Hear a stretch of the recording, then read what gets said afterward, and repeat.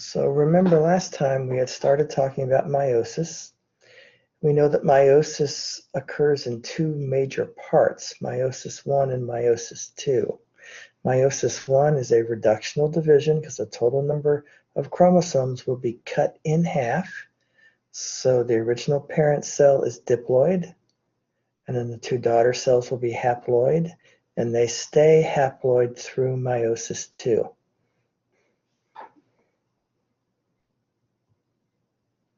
As an example, we said for humans, they have 46 replicated chromosomes.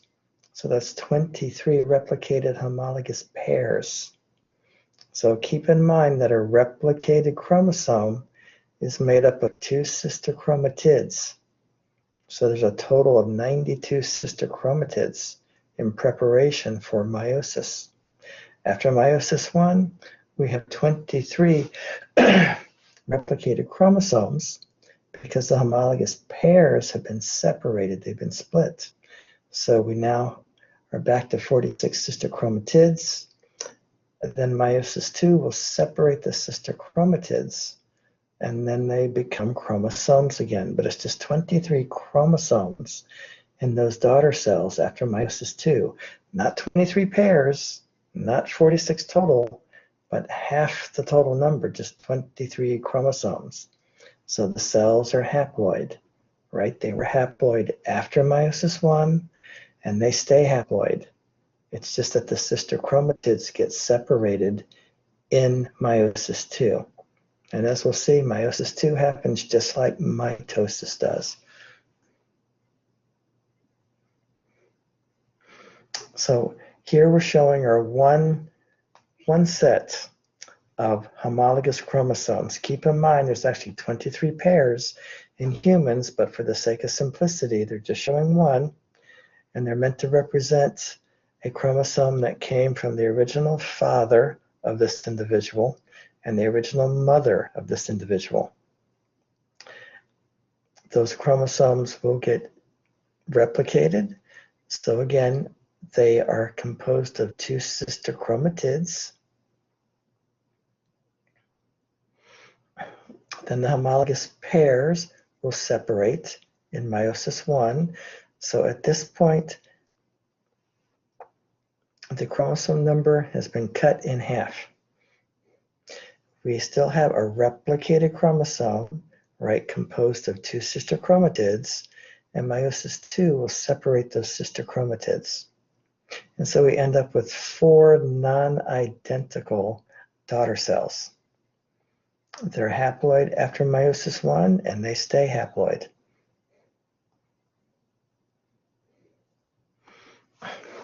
So when it comes to meiosis, there is still a cell cycle. There's an interphase. There's a synthesis phase, at least before meiosis 1. In between meiosis 1 and meiosis 2, there's a brief interphase, but there's no synthesis phase, so there's no more replication of the DNA. Now, when it comes to the homologous pairs hooking up, right, coming together, each homologous chromosome is a replicated chromosome consisting of two sister chromatids, which are still attached by the centromere.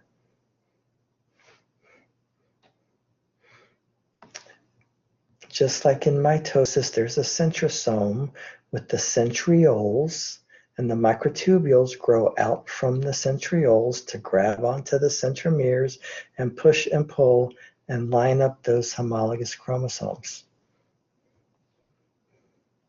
So we'll look at each process in separate slides.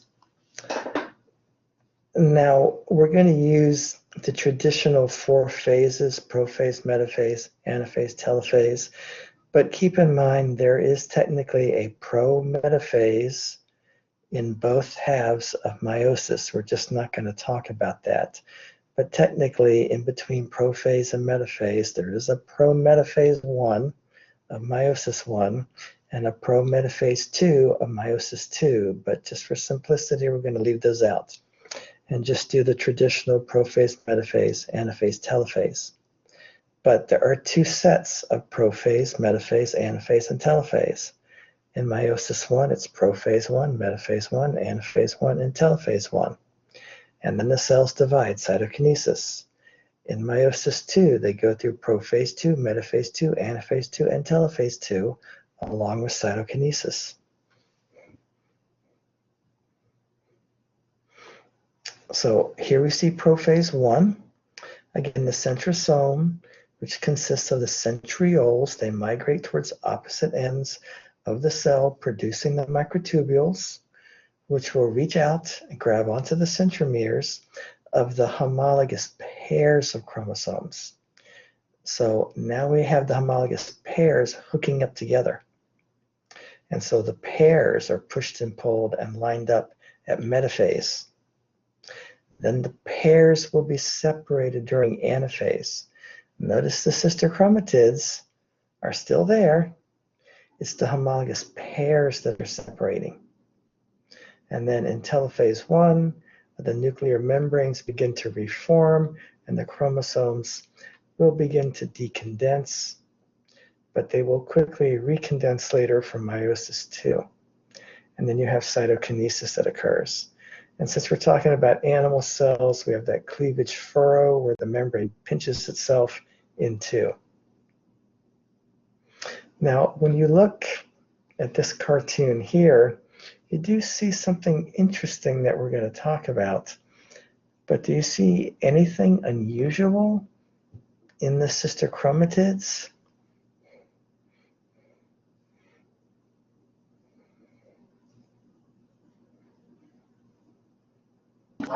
They're mixed. Right, we have some mixtures of red and blue in some of the sister chromatids.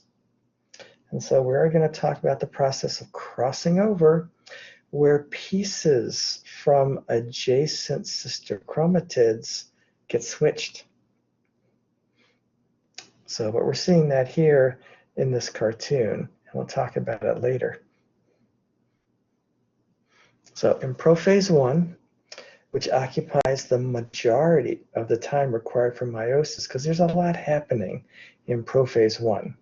But the chromosomes have to condense, the homologous pairs have to hook up with each other. All right, so we're talking about all the original mommy chromosomes, all the original daddy chromosomes, you know, number 1, 2, 3, 14, 15, etc. They all have to pair up. And then the process of crossing over will occur. So non-sister chromatids, so they're on each of the homologous chromosomes, but the ones that are basically next to each other in the homologous pair will exchange pieces. We call that crossing over.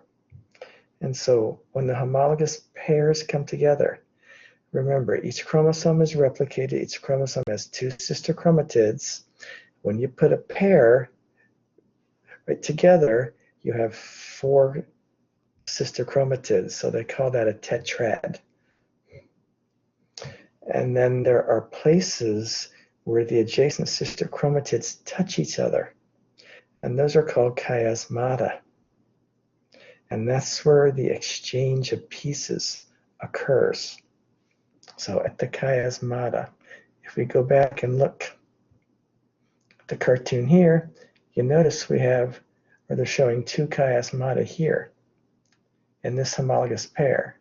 Right, there could be 1, there could be 2, there could be several, especially if it's a large chromosome.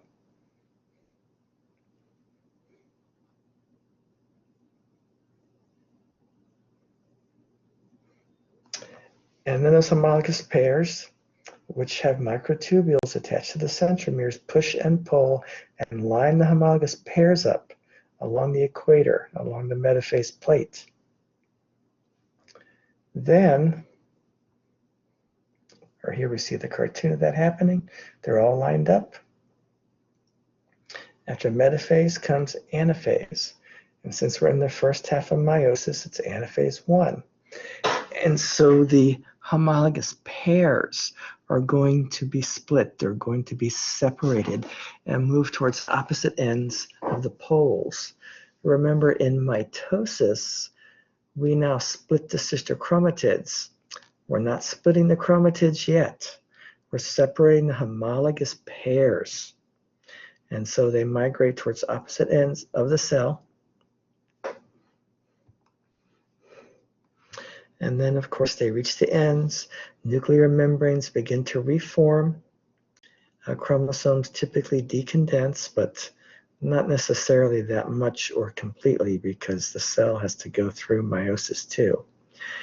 But the nuclei are separated, right, by cytokinesis to form those two daughter cells. At this point, the total number of chromosomes has been cut in half. So each of those daughter cells is now haploid, and those two daughter cells are not genetically identical to each other. And they are not identical to the parent cell that produced them. Meiosis results in non-identical daughter cells. Mitosis produces identical daughter cells, but not meiosis, right? So all the daughter cells are not genetically identical to each other or to the original parent cell that produced them. In the animal cells, a cleavage furrow forms, the membrane pinches in two.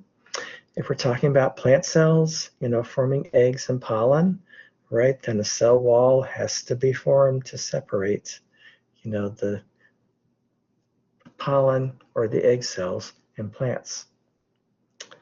When it comes to meiosis 2, interphase does not involve any more DNA replication. There's no more duplication. There's no synthesis phase because we're cutting the total amount of DNA in half, right? We're reducing the chromosome number by half. So no more synthesis of DNA occurs.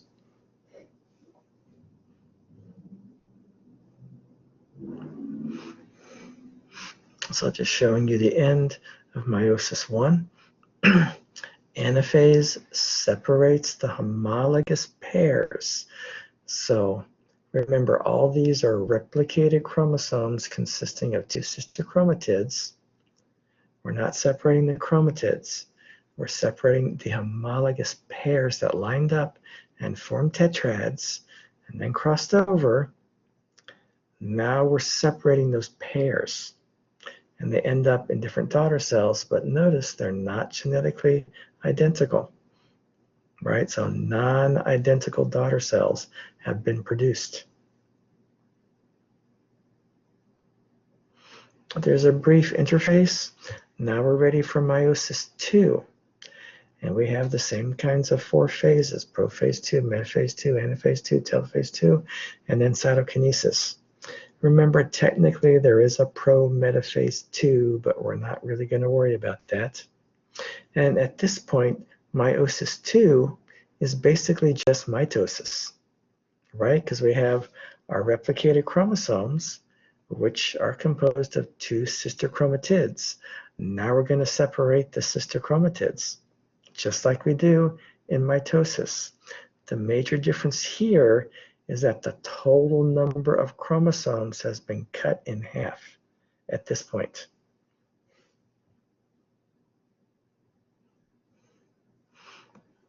So prophase 2, again, the chromosomes will recondense, the nuclear membranes will break down, our centrioles move towards opposite poles, microtubules grow out of them, and again, they grab onto the centromeres and push and pull and line up those chromosomes, right, during metaphase.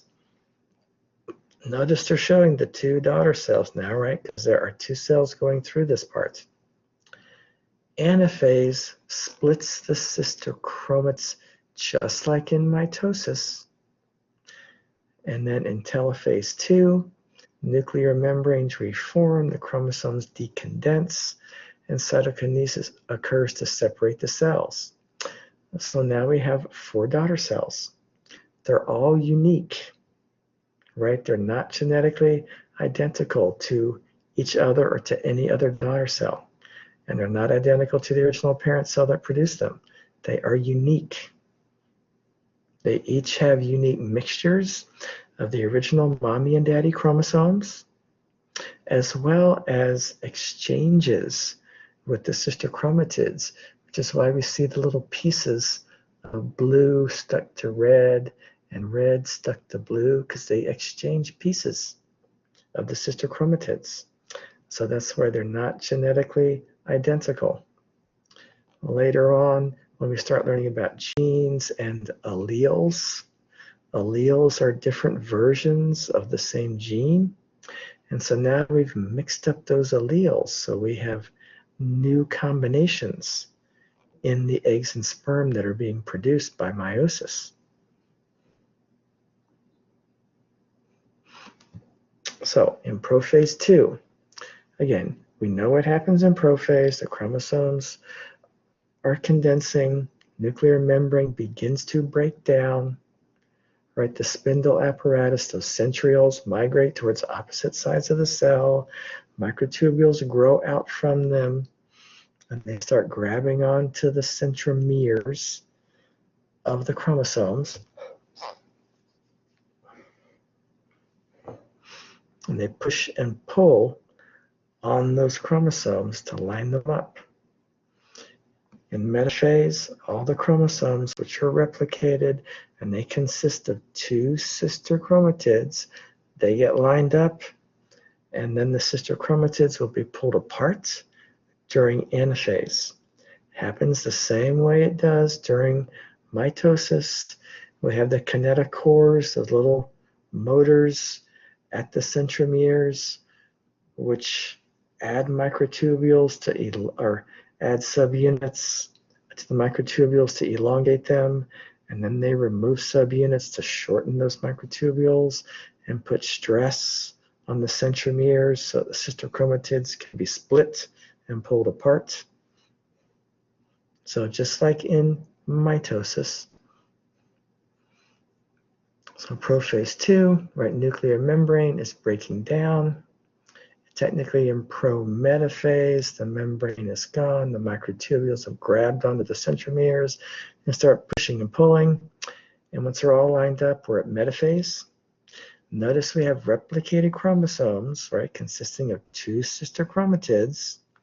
And since crossing over has occurred, you see you've got some mixed pieces in there, right? Blue with the red with the blue, but they're unique, right? They're different.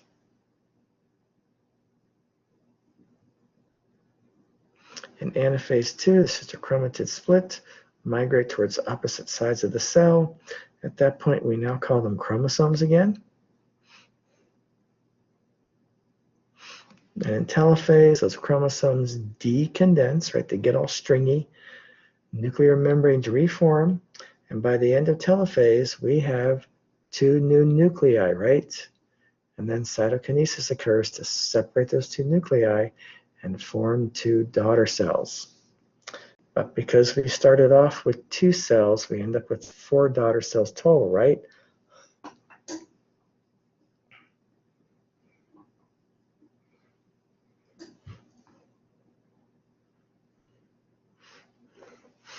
So cytokinesis is separating the cytoplasm. We have 4 daughter cells. They only have half of the total number of chromosomes in them, so they're haploid. And because it was a random mix of the mommy and daddy chromosomes, I mean, it's all the correct number, right? So every daughter cell has a chromosome number 1 and 2 and 3 and 4, all the way up to either an X or a Y chromosome. But they're unique mixtures of those chromosomes. So, I mean, just as an example, one cell may get chromosome number 1 through 10 from mom, and then 11 through 23 from dad, or any possible combination of mommy and daddy chromosomes. It's possible, although unlikely, that a daughter cell will consist of all the original mommy chromosomes, and another daughter cell consists of all the original daddy chromosomes. It's possible, but it's extremely unlikely that will ever happen. But it is a mixture, so all the gametes are unique. Now, I just want to mention an important difference when it comes to the formation of eggs and sperm, right? Because what we're trying to do here is to make eggs and sperm, right? Those are the gametes.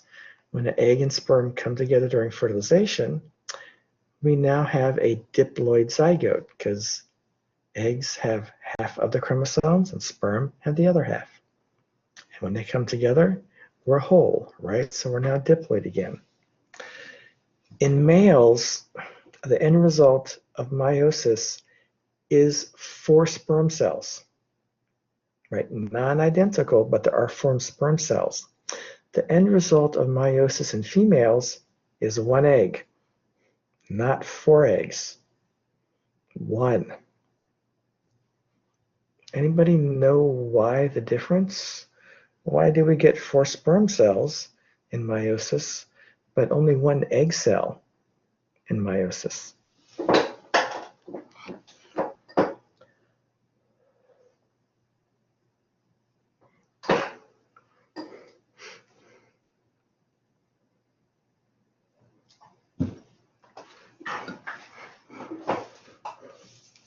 Remember last time when we talked about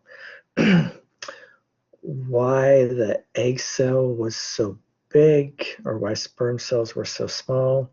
Or maybe that was during the cell structure lecture, but remember the egg cells were huge compared to a sperm cell. And what was the reason for that?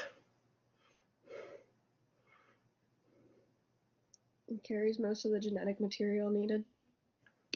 No, not genetic material. It's only half. But what else does it carry or contain?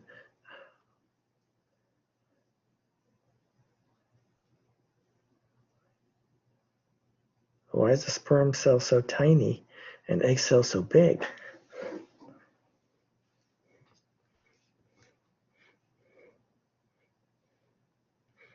Is it because of the difference in size between the X chromosome and the Y chromosome? Nope. Eggs are huge, sperm are tiny, because what do the sperm contribute?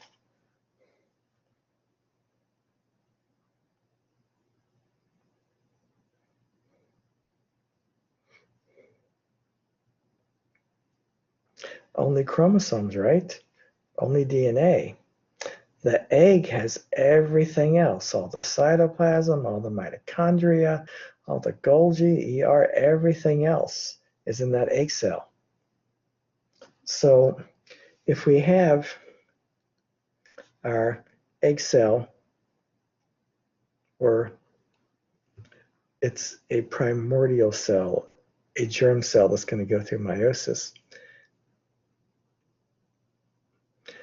After meiosis 1, we have this. It's an unequal cell division. And so we end up with one cell, which is pretty much the same size as it started out, and a little bitty thing called a polar body. It has chromosomes in it, but almost nothing else. And then during meiosis 2,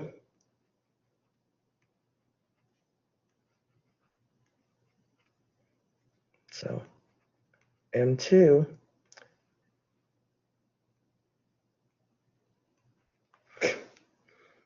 we end up with our 1 egg cell and 3 polar bodies, which are just, junk. They'll be reabsorbed by the body.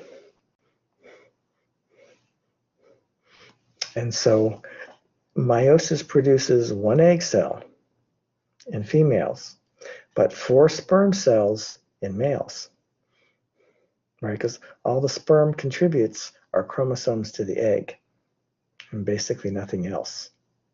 So that's a significant difference. So The mechanics are a little bit different when it comes to cytokinesis because the membrane pinches off very unequally and leaves almost everything in one cell and forms this little tiny polar body.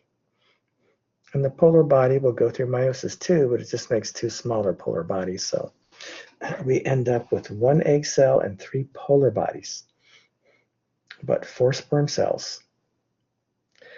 Another important difference when it comes to sperm formation, that begins at puberty in males, right? So when males reach puberty around age 12, 13, they start producing sperm, and males continue to produce sperm until they die.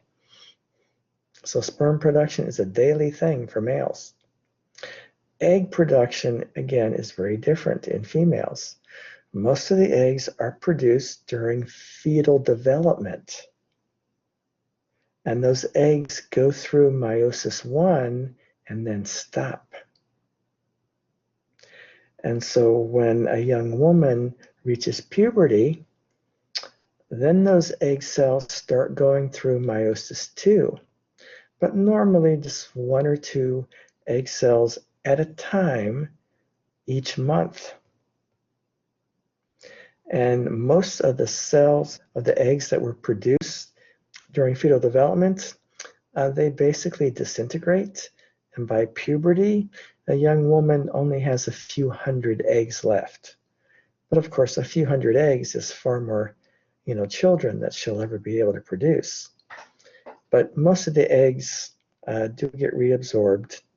They disintegrate, and they're left with usually 300 to 400 approximately eggs, which they'll start to release every month after puberty. And those eggs start going through meiosis 2. Now, you can see that creates a potential problem. And so you may have heard that when women reach the age of 40 or they're in their 40s and they're still fertile, right? Menopause hasn't happened yet. Right? That usually waits to late 40s, around 50, and then women stop producing eggs altogether. You stop releasing them. But if you have a woman who's 40 years old, if those eggs that she is releasing now each month have been sitting there, stuck after meiosis 1 for 40 years. So imagine those chromosomes just sitting there, stuck for 40 years, right? They're not in suspended animation. It's just they're hanging out. And so problems happen when those chromosomes are sitting there for 40 years and then start to go through meiosis 2. And so that's why the risk for genetic abnormalities occurs as a woman ages, because her eggs have been sitting there for so long. And when they start to go through meiosis 2, maybe some things are kind of stuck. And so everything doesn't happen the right way that it should. And you end up with things like Down syndrome, which is a much greater risk when the woman is over 40 years of age, right? Because her eggs and those chromosomes have just been sitting there. And when they're sitting there, things happen. Pieces of chromosomes break off. They may get stuck to another chromosome. They may drift away. So many chromosomal abnormalities occur as a woman ages because those eggs have been sitting there, for decades, in some cases just waiting. But men produce new sperm every single day. So men are not perfect, right? Our sperm quality is not as good as we age either. But it's just the reason for Down syndrome and other chromosomal abnormalities increases with the age of the mother because those eggs have been sitting there, in some cases for decades, just stuck after meiosis 1.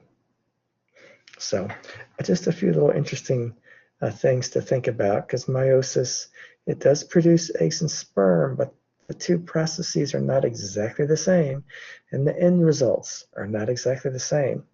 4 sperm cells, but only 1 egg, and then 3 little polar bodies, which are just junk.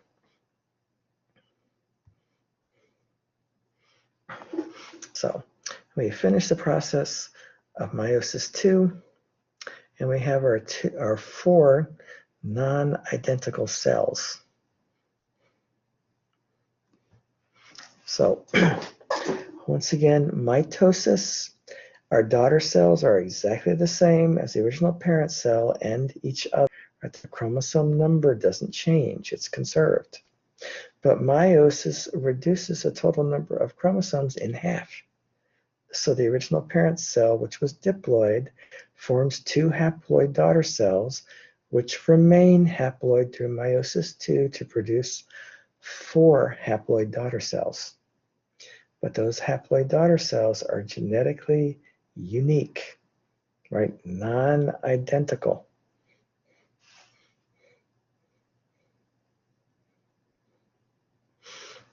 So meiosis is very different through meiosis 1. We have the homologous pairs, which are replicated. Each homologous chromosome has 2 sister chromatids, and they pair up together, forming a tetrad. We also call that process synapsis, where they hook up together. And then they line up at metaphase, and the pairs separate. And it's a random mix of those pairs, but it's all the right numbers of everything, right? So it's just a random mix of mommy and daddy chromosomes. And of course,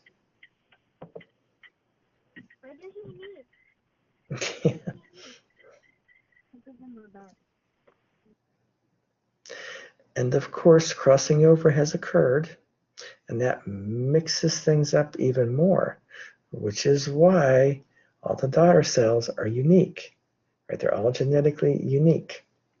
After meiosis 1, meiosis 2 is basically mitosis. We have those replicated chromosomes with 2 sister chromatids. They now line up at metaphase, and the sister chromatids split, migrate towards the opposite sides of the cell, and then we have telophase and cytokinesis. But you notice that every daughter cell is unique, not identical genetically, right? They're all unique. And that's the benefit of sexual reproduction. It mixes up the genes and creates unique combinations, and that increases variation, and variation allows for adaptation and evolution so a species can survive. And that's the benefit of sexual reproduction, mixing up the genes, enhancing variability and survival.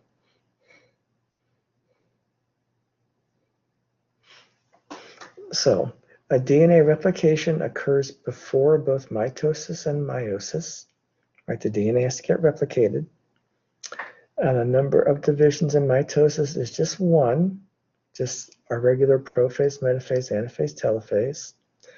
But in mitosis, we have 2 divisions, meiosis 1 and meiosis 2. Synapsis of homologous chromosomes only occurs in meiosis.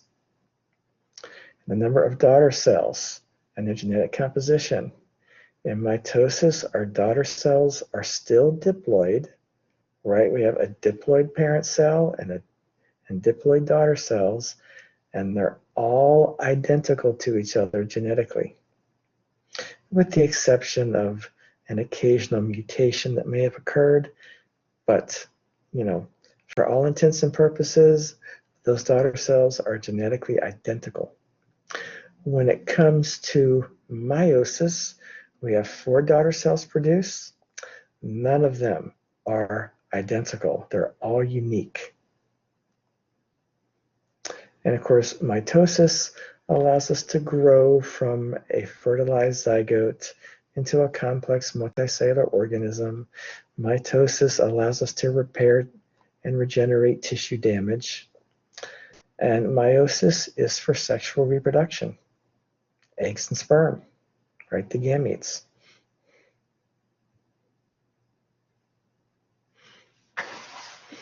So 3 events are unique to meiosis, and all 3 occur in meiosis 1. So that's where all the good stuff happens, right? Because meiosis 1 is not mitosis. Meiosis 2 is basically mitosis. We have synapsis and crossing over, and this occurs in prophase 1.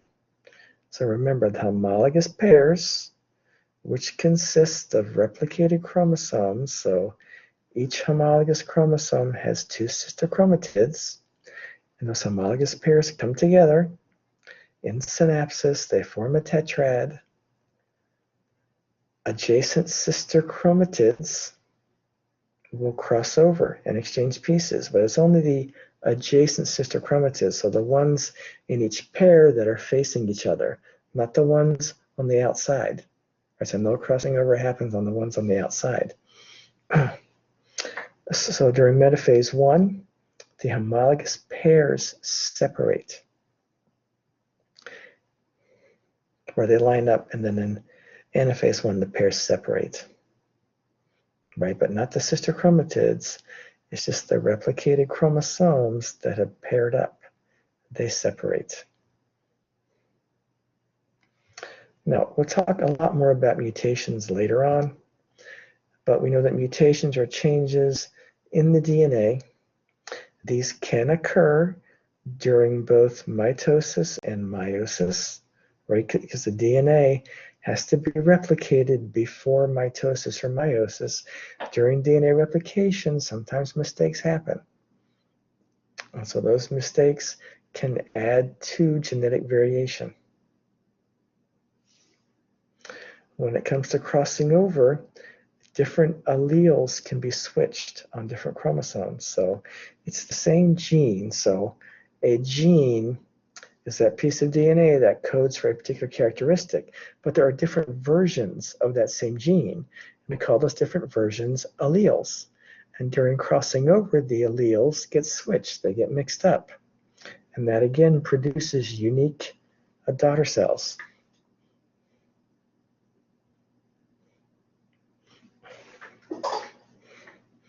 So the behavior of chromosomes during meiosis and fertilization is responsible for most of the variation that arises in each generation.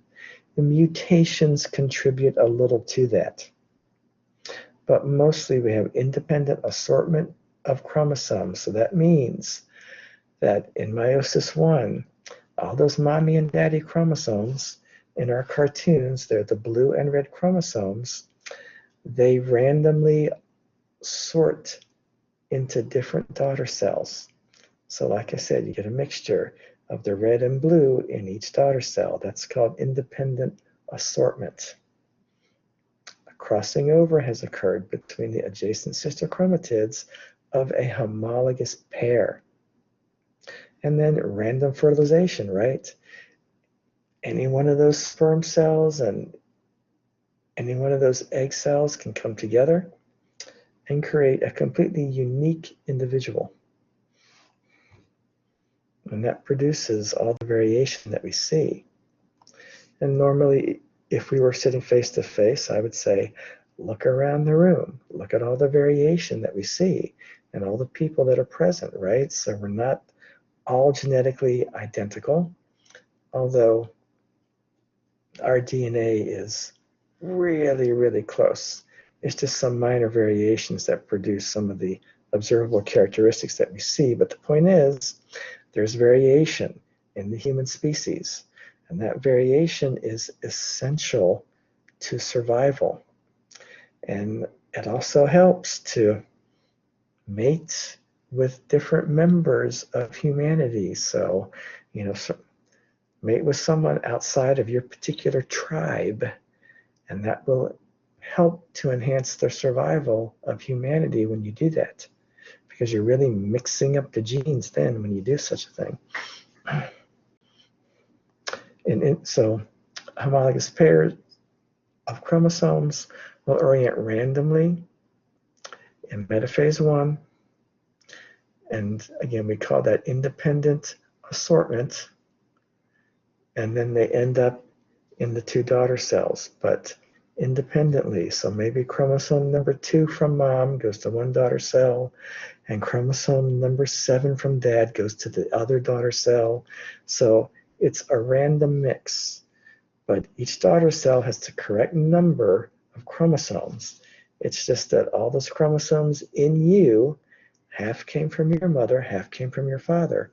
So when you make eggs and sperm, it's a mixture of all those chromosomes that came from your mother and your father, right? That's what ends up in your eggs and sperm. And then if you go on to have children, one of your random sperm fertilizes a random egg, and you get a unique individual that way.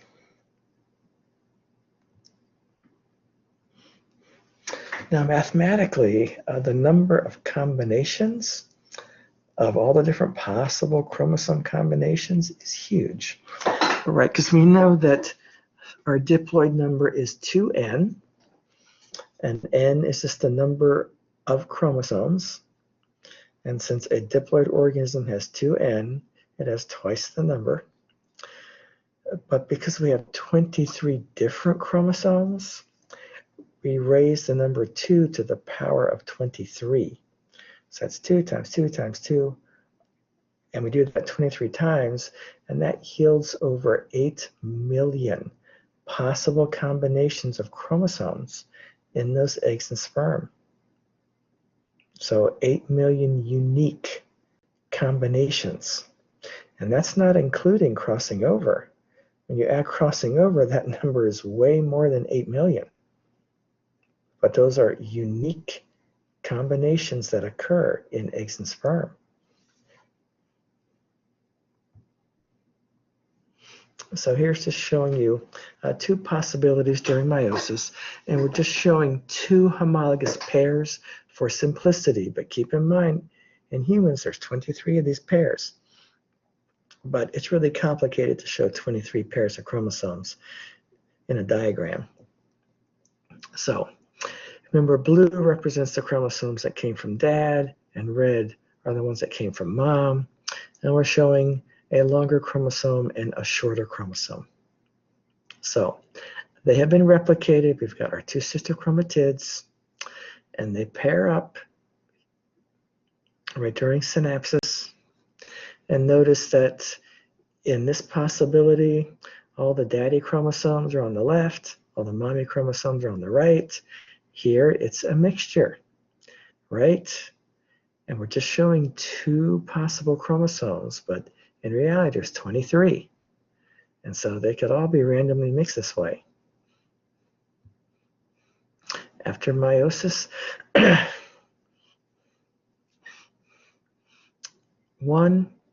we have one daughter cell that ended up with 2 of the daddy chromosomes, and one daughter cell that ended up with 2 of the mommy chromosomes. This other possibility, we have daughter cells with 1 mommy chromosome and 1 daddy chromosome, but it's the reverse, right? The opposite one in each daughter cell.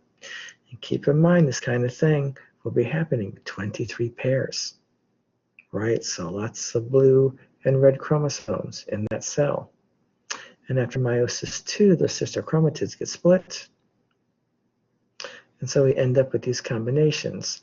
Now, we're not showing you the crossing over here because we're just trying to emphasize the idea of independent assortment. But keep in mind that the adjacent sister chromatids, the ones that are in the middle here, they will experience crossing over, right? So the ones that are in the middle, adjacent to each other, they will experience a crossing over.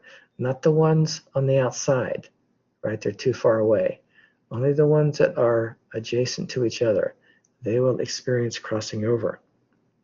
And that will really mix up all those alleles,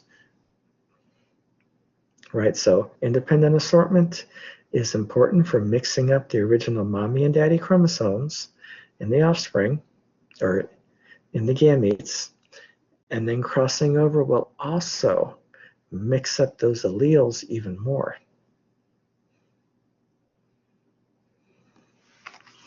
So we call those chromosomes that have exchanged pieces recombinant chromosomes. So When we talk about recombinant DNA technology, we're talking about adding DNA to a chromosome. Most often we talk about this in bacteria, and you'll learn about that when you take microbiology. But if we're doing some genetic modifications on humans, like trying to cure a genetic disease, we can insert a gene into a chromosome and give that person a new gene, which hopefully will replace the missing protein or enzyme that's causing their disease. So we've created a recombinant chromosome when we do that. But here, this is happening naturally, where meiosis is producing a recombinant chromosome by using crossing over to exchange pieces of adjacent sister chromatids. But this happens in prophase 1. So all the important stuff happens in prophase 1 of meiosis 1. I guess meiosis 2 is basically just mitosis, so it's nothing special. But meiosis 1 is where all the important stuff happens, independent assortment and crossing over.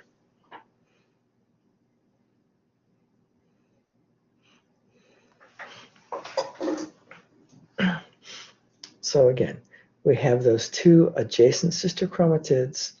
They're part of different homologous chromosomes, so that's why they're called non-sisters, right? The ones that exchange pieces of DNA are not sisters, right, because they're on different chromosomes. But crossing over increases diversity. It increases variation. Alleles get switched. Each chromosome still has the correct genes, it's just they've exchanged different versions of those same genes, right? Because once again, an allele is just a different version of the same gene. So a gene that gives you a characteristic for, hair color, for example, right? There's different alleles for hair color, right? Because there's different naturally occurring hair colors. So it's all the same gene for hair colors, just there's different versions of that gene which give you different colors of hair.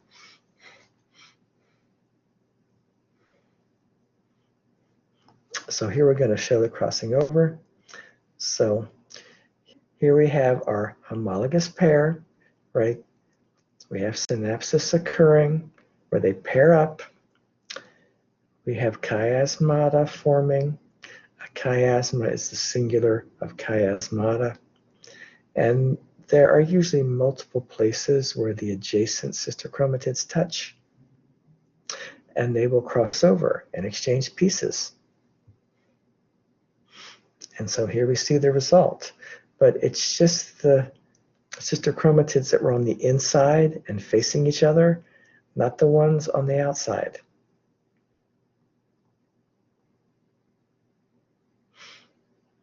And so we have our unique daughter cells, our unique sperm cells, our unique egg cells by the end, non-identical cells. So that's, again, is the benefit of sexual reproduction, is to mix up the genes, increase variation. That allows for adaptation and survival of that species because it can evolve.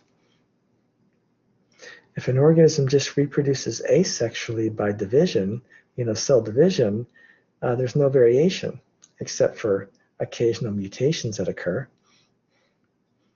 So it's not ideal. But most of those organisms do have the ability, right, to get together and exchange genes during sexual reproduction when environmental conditions require it, when they necessitate it. Like the conditions are becoming unfavorable, and as organisms are becoming stressed, and we talked about this last time, like fungi can do that. Most of the time they reproduce asexually, but if conditions are not favorable, then they will get together and exchange genes in sexual reproduction, right? Because they instinctively know that they need to mix up their genes and increase variation now, because if the environment is becoming less ideal, they need to be able to adapt to that.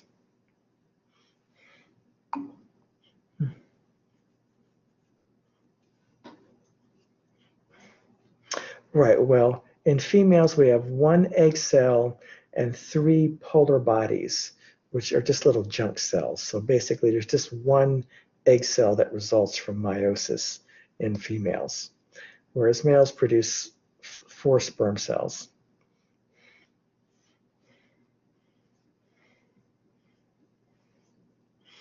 So, any other questions about all this variation, crossing over, independent assortment? The whole purpose is variation, mixing up the genes, mixing up the characteristics, right? So we can produce unique individuals, which hopefully will be better adapted to survive. Professor? Yeah, Lori? Yeah, so where you talked about how for the female there are three polar bodies. So in this Yep. diagram, then would that last row then would have three polar bodies? Right. So if we were showing a meiosis in the female to produce eggs, Right. then three of these would just be garbage. But everything still happens the same, you said, right? Yep. All still happens the same. It's just the cytoplasm is very unequally divided. Okay. Thank you. Mm-hmm.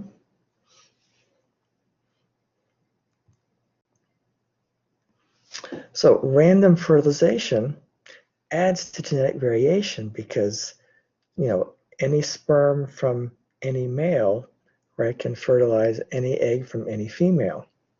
And so it's random.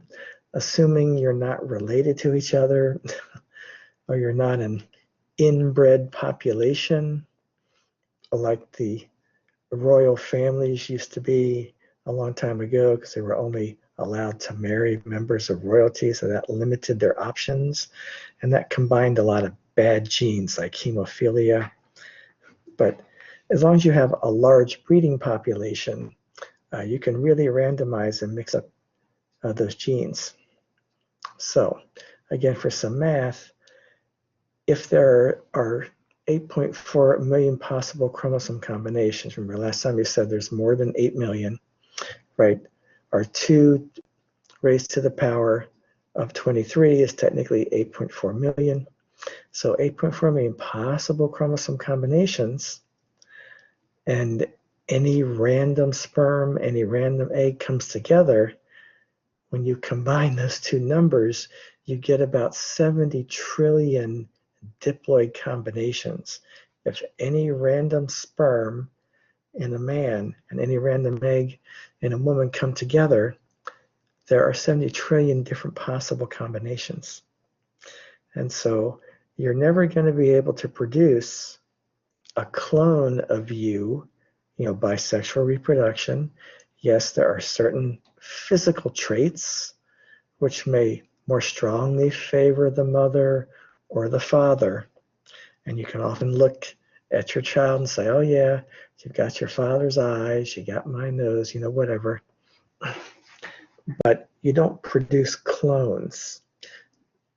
But to be honest, I've seen some mothers and daughters, they look like clones. They honestly really look very, very similar to each other. And you can tell they're mother and daughter. So I've definitely seen that. But when you look at all the different possible combinations of genes and alleles, those two individuals are distinct, right? They are very different genetically. But we see the benefit of sexual reproduction and just how we produce these unique individuals. Now, when you have multiple children, multiple siblings, you often see many similarities in terms of physical characteristics. But sometimes, like, let's say you have 4 kids, and 3 of them all look like they're related, and the 4th one does not. It's just due to all these random combinations and random possibilities. So you may have children that do look very similar to each other, and others that look very different from each other. And yet they both came from the same two parents. It's all that randomness, right, that comes together.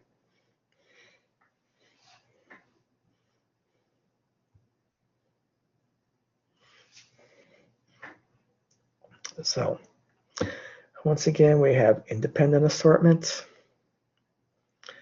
We have crossing over, and we do have mutations, which add to all the genetic variation, right, that's observed. And all that variation is what helps a species to adapt and survive. And that's the benefit of sexual reproduction. And so cloning is not really a good option because it does produce genetically identical offspring, and that includes all the genetic defects that a person may have. And so cloning would limit variation. We mentioned this previously, talking about how they replace trees that they've cut down with clones. We talked about the bananas that everyone used to eat before the early 1960s, which were almost completely wiped out by a fungal disease because there was no genetic variation. Right? So variation helps the species to survive because it's very unlikely that any disease, any parasite, any pathogen is going to be able to wipe out the entire species, because there will always be at least a few individuals in that species who have some natural resistance because of variation. It's only when we start cloning things that we create problems because there's no variation. So I also mentioned before, the problem is that your DNA, it gets old, right? Your chromosomes age. And if you try and clone, you're starting out with a new organism that is genetically as old as the donor was, right? So that can also create problems. So cloning, it sounds good. We do use it for plants, right? We clone a lot of plants, right? We make a lot of stuff that we like to eat, which is all clones, but we run the risk of having that particular variety wiped out by some pathogen because there's no variation. So if we ever try to do that with humans, like they've done in science fiction films and TV, we're going to run into problems, right? Because in the old days, back when they had Xerox machines, you guys know what Xerox machines are? So when you made a copy, your copy was not as good as the original. And so then imagine taking that copy and making another copy from it. Well, it's not quite as good as the copy, which was not quite as good as the original. And do that over and over and over again. Use each copy to make another copy, and the quality deteriorates rapidly. And that's one of the problems with cloning. If you make a clone and then later you use that clone to make another clone, and then use that clone to make another clone, then the quality will deteriorate. So I don't think cloning is ever going to be a viable option, for humans.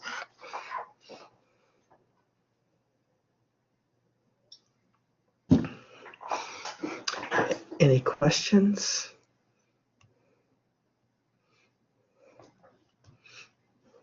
Comments?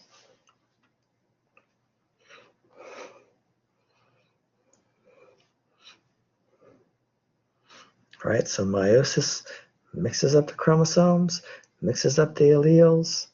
Random fertilization produces, completely unique combinations of individuals. And it's all to benefit the species, to allow it to adapt and survive.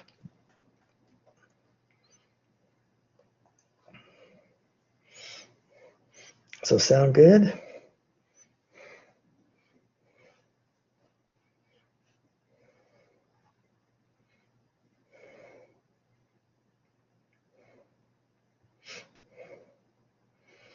Okay, we have an activity,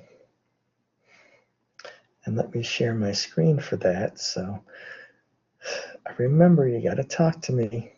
I can't see chats. And I apologize for this handout because it's not in an editable format. It's the kind of thing where you will either have to print it to write on it, or if you're using Word, you can add text boxes. And remember, we insert shapes and then pick a text box, and you can draw that text box wherever you want so you can type in it. All right, but I can write on this using my special writing tablet to do that.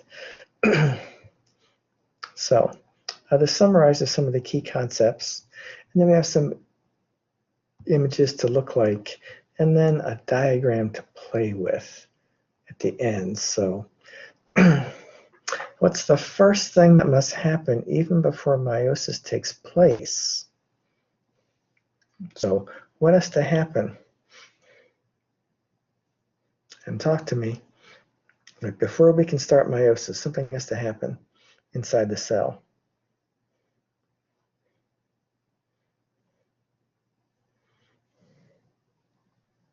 The DNA has to be duplicated. Yep.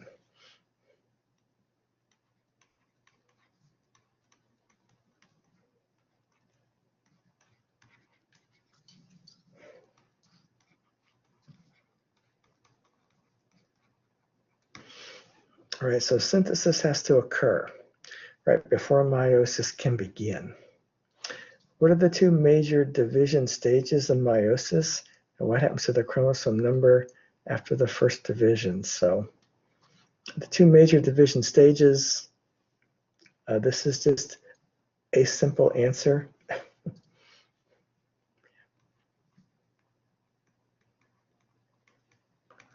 Right, meiosis 1, meiosis 2. What happens to the chromosome number after the first division?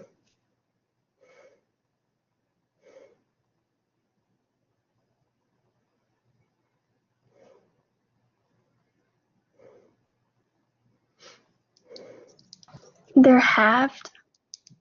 Right, so we start out as diploid, and then we go to haploid, right? And then for meiosis 2, what happens here?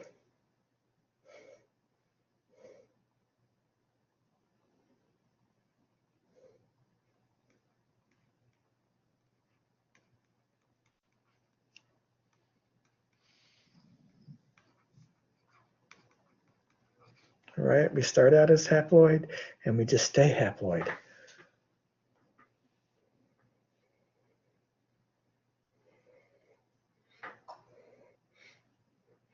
So number 3, in exactly which phase does chromosome condensation take place?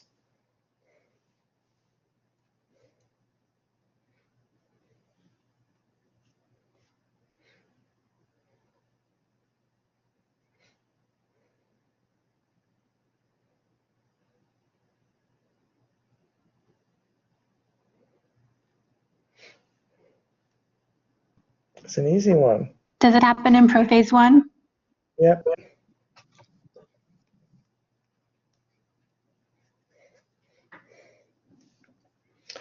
Where do the centrosomes migrate to during prophase 1? So remember, those have the centrioles in them. And so where do the centrosomes migrate?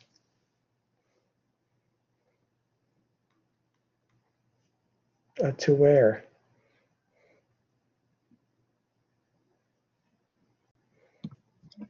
They go to the poles? Yep. To the opposite ends, which are also known as poles, right? Like North Pole, South Pole. And for what purpose?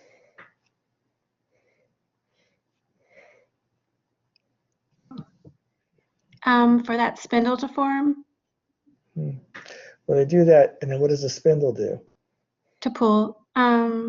It goes to the middle portion of the chromosomes and pulls them apart, the centromeres.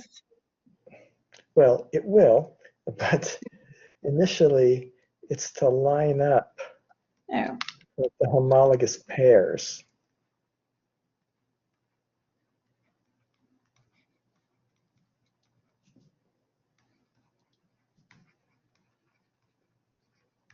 Right, for metaphase 1.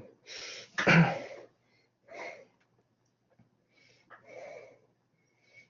then my homologous is kind of messed up. Or to line up the homologous pairs for metaphase 1. What are homologous chromosomes?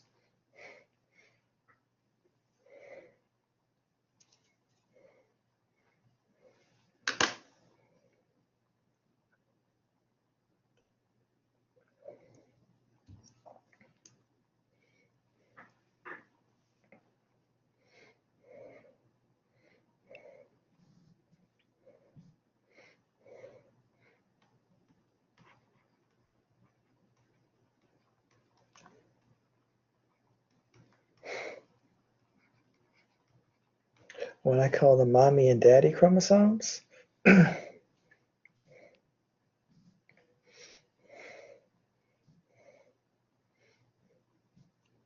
right, so number 1 will pair up with number 1, right? Number 14 pairs up with number 14, right? 22 pairs up with 22.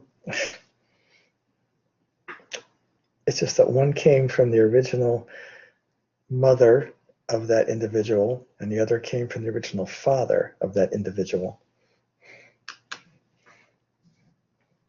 What's the term used to describe the pairing of homologous chromosomes?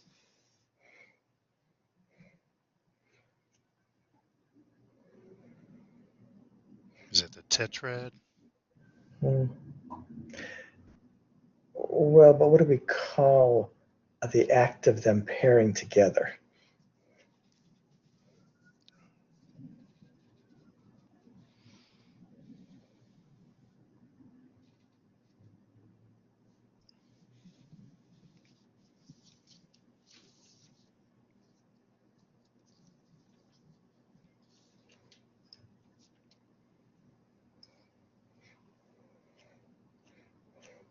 Starts with an S. The synthase? Close. Synapsis. Synapses. Right, synapsis, because it's like forming a synapse, synapse in the brain where those neurons touch each other to form those connections. What happens during the end of prophase 1?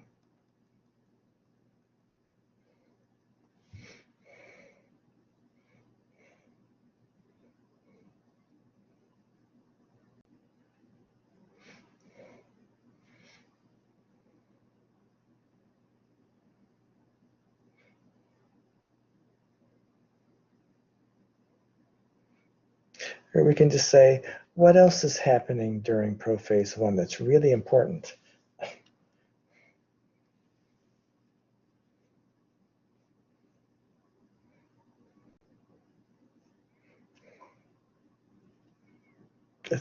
It's one of the reasons why 90% of meiosis is just prophase 1.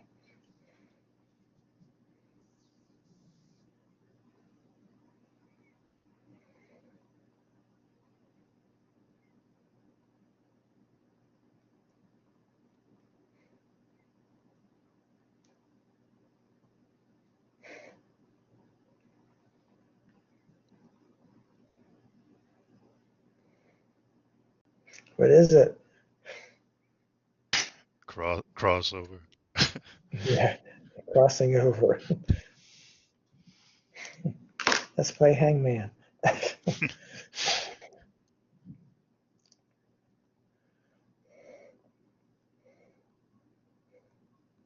And so we just answer question number 8.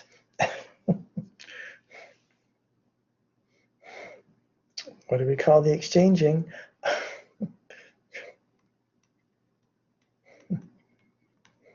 Right, crossing over. What are the arms called? Chromatids, right? Do all of the maternal chromosomes line up in a row on one side and all the paternal chromosomes on the other side?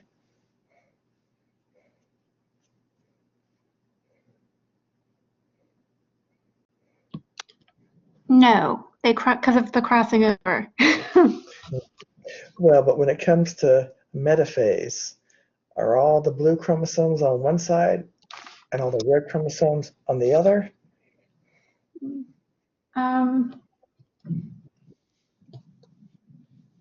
Yeah, according to the picture, I think so. Well, no, that picture was just, if you had 23 chromosomes, right, 23 pairs, would you have all the red ones on one side and blue ones on the other? Oh, no, no, you don't. No. No. And of course, why? Independent assortment happens, right? Okay. All the chromosomes sort independently. So a daughter cell does not end up with all mommy chromosomes or all daddy chromosomes because homologous pairs, they randomly line up. And as was mentioned, we also have crossing over, so that guarantees everything's mixed up too. So, but independent assortment, I'm not going to write this out because it's too long, but all the original maternal chromosomes and the paternal chromosomes line up randomly at metaphase. So some are on the left, some are on the right, but it's a random mix of those mommy and daddy chromosomes. And so during anaphase 1, those pairs get split up. And so each daughter cell ends up with a random mix of mommy and daddy chromosomes.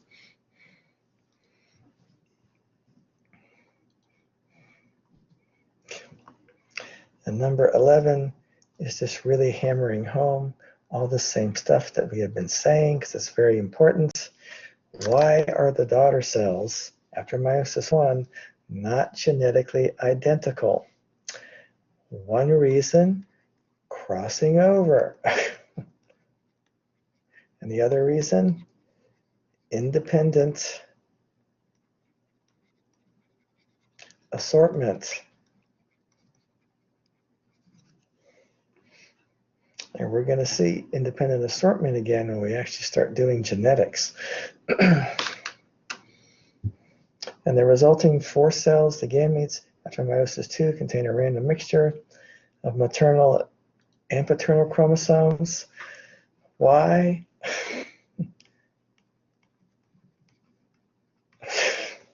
Right? Independent assortment and crossing over.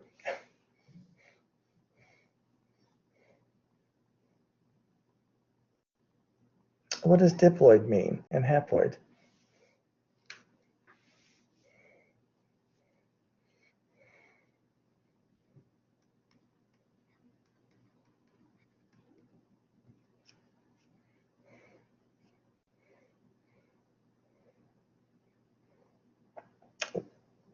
What's diploid?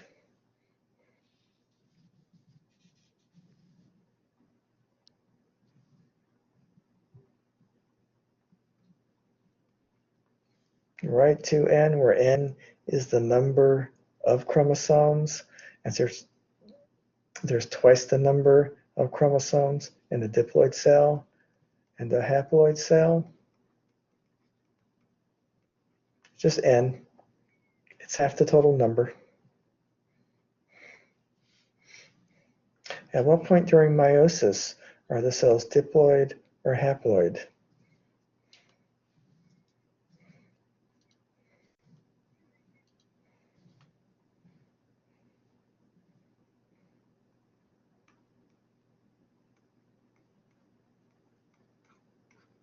At the start of meiosis 1, and they're haploid.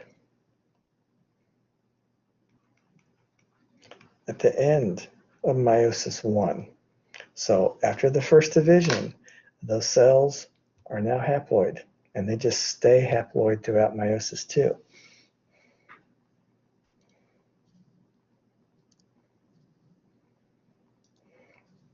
So here we have some images of actual cells, and see if you can tell what phases they are.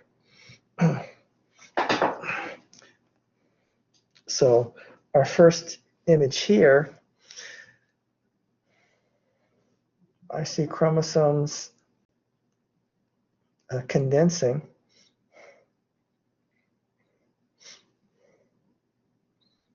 Is that prophase? Prophase what? Prophase 1. And this next image here,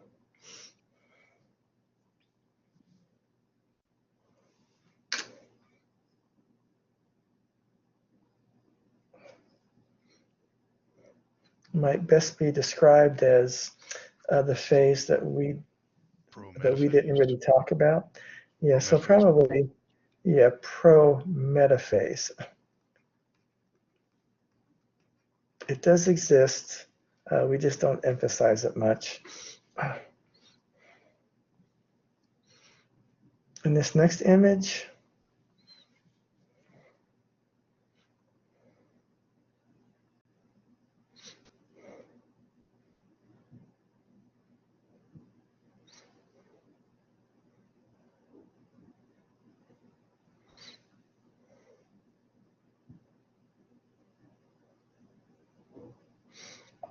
and so remember, the process of meiosis, like mitosis, is a continuous process from start to finish, right? There really are no discrete stages. We just like to label them so we can talk about what's happening. And so it's not quite metaphase yet. I mean, they're getting close to lining up, right? So maybe we'll just qualify this and call it as early meta.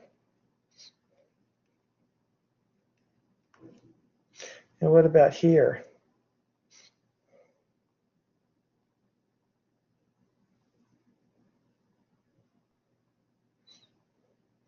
I mean, they're all lined up, right? This would be metaphase.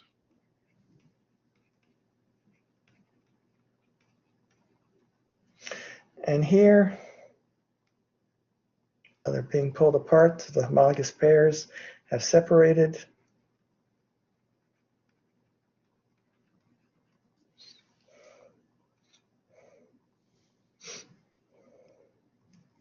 Oops, sorry, it jumps.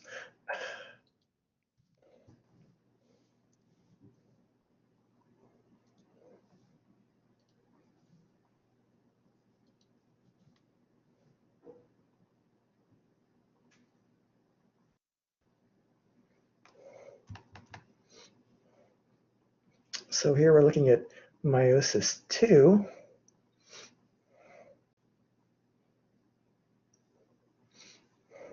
And so remember, we've got two daughter cells now, right, that we're dealing with.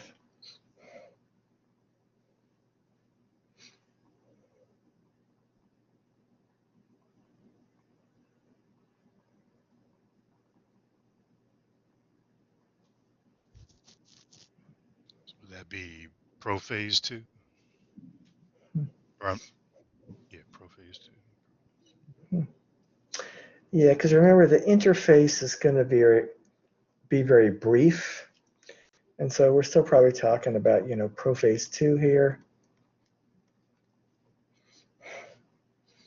And then what would you call this here?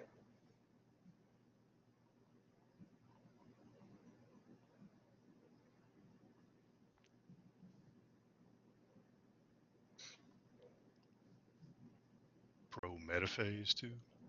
Yeah, this is what we used to call late prophase, but now they're calling pro-metaphase.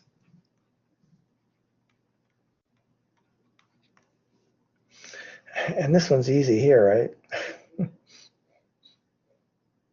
Everything's all nice and lined up.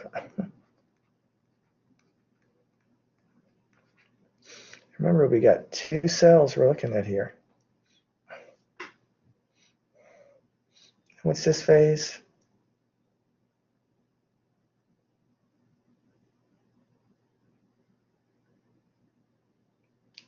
Now we're separating sister chromatids.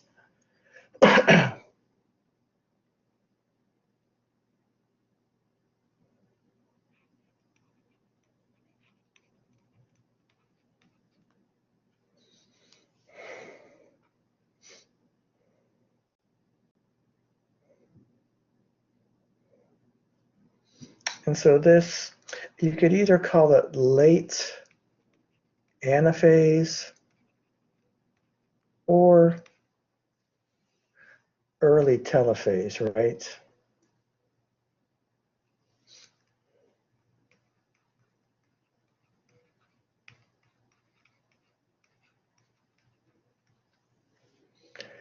And then what do we have here? It's definitely telophase.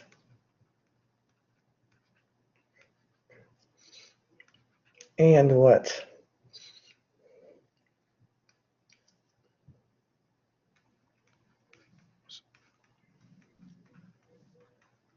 And cytokinesis, because we see now we have 4 cells.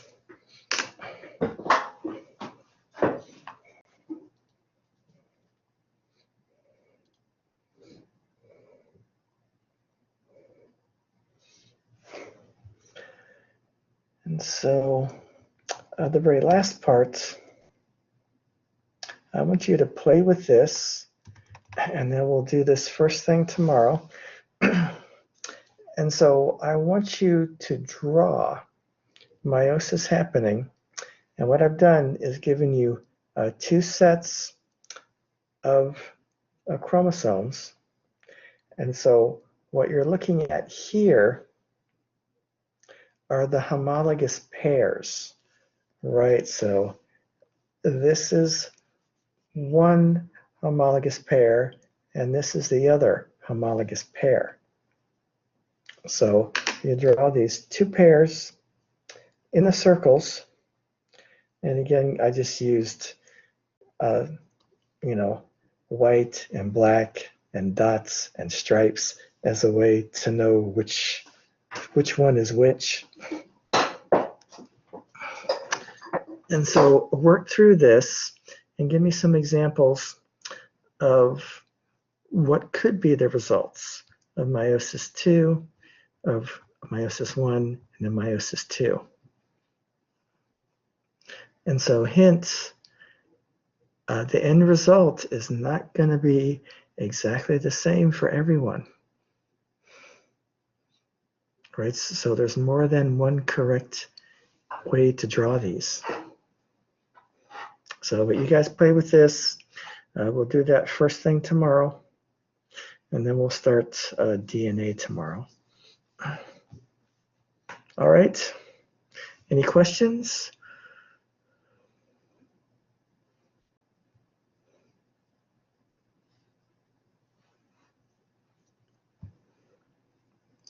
All right, because we're out of time.